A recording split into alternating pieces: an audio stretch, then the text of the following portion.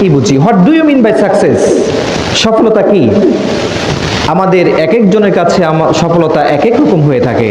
আমরা কেউ কেউ মনে করি সারাদিন পরিশ্রম করে আমাকে বিশাল টাকা পয়সার মালিক হতে হবে, এটা সফলতা। আবার কেউ কেউ মনে করি না, আমাকে পড়াশোনা করে উন্নত ক্যারিয়ার গঠন করতে হবে, এটা সফলতা। আবার কেউ কেউ মনে করি রাজনীতি করে ক্ষমতায় যেতে হবে, এটা সফলতা।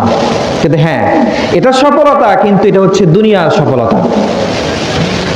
প্রকৃতপক্ষে যে সফলতা, সেই সফলতা হচ্ছে আল্লাহ পাক রব্বুল আলামিন বলছেন, ফামান জুহজিহা আনিন নার ওয়া উদখিলাল জান্নাতা ফাকাদ ফাজ। বলুন সুবহানাল্লাহ।